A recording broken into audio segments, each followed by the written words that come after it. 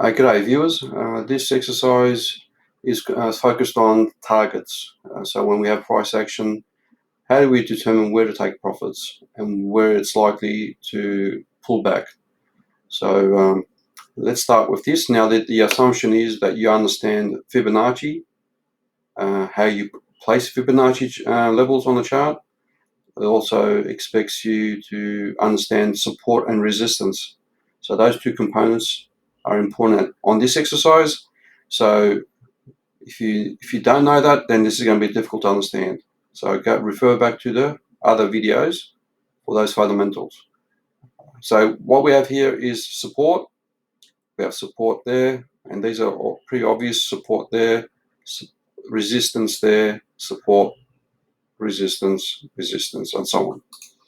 Now the exercise is to demonstrate why price got pulled back here. So if I do that, you'll then have an understanding on how we determine targets. So I've prepared one already. So if we look at this extension, okay, so what we've done is we get the Fibonacci extension, that one there on training view. We place the first point. So there's 3 points that we place it in, and it's based on the trend. So the lowest point is there, then we place one at the highest point, and then to the lowest point, okay? And we get that Fibonacci extension. Now you can see, based on that exercise, that we have confluence, where price got rejected at the golden ratio. And you will find that there will be very often on many charts where there is resistance on the 1.618. And then you also see on many occasions resistance or pullbacks at the 1.272. So these numbers, please keep mindful of it, because they are points of strong resistance. So understanding that, you might say, why didn't you use the point below it, or the reference below it down there? So you can say down here. Well, you can do that as well, okay? But then you can do that as well. So what I decided to do is I picked an obvious level, okay? This is another obvious level. You try to find the best suited one, so it's not perfect. So if I was to do that, you can see that the Fibonacci was on the 1.272. And in this case here, when I pull that down, current resistance is on the 1.618. So there is no perfect science as to where you place your initial reference point, but what you should do is place these reference points where it makes sense previously, and in this case it does. So if I was to place this here, it does make sense. That's the 1.68, and that's why there's a big pullback. So I like to keep these numbers, or place the extension to determine their output.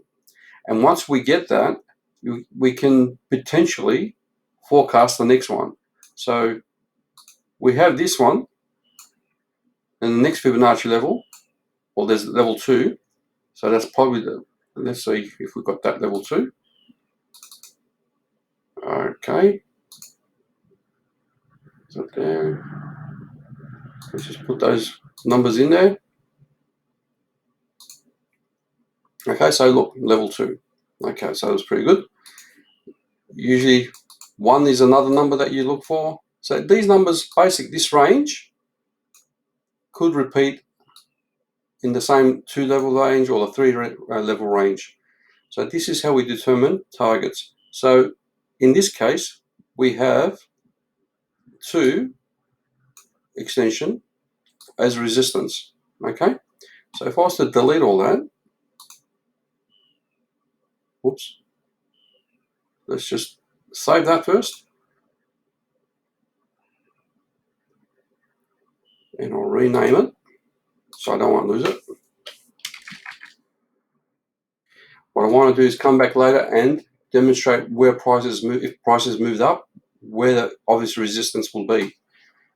So I'll delete that now, and we'll try to determine this one here as if it's new. Okay, so I could use this point of reference right here, where the impulse started, to the top, and then I can do the bottom. And you can see it's the 0.618 golden ratio. So that makes sense why there is resistance. Okay, now the rest is, if you ask the question, well, what's happened to price later? Well, that's, see that fib level, it's obviously a resistance. So it wouldn't surprise me the price comes down here, and then up it goes. Why do I think it's going to continue? Well, this is a reaccumulation area, okay? And you can see there was a triangle. So this is another class, but I'm just extending this discussion to what's possibly going to happen. So there was a nice build up, and this is the reaccumulation period. So that it's not likely to drop back in there. That's my point, because we spent a bit of time accumulating for the breakout. So the breakout's not just going to drop back down in. It's unlikely. It can, but it's unlikely.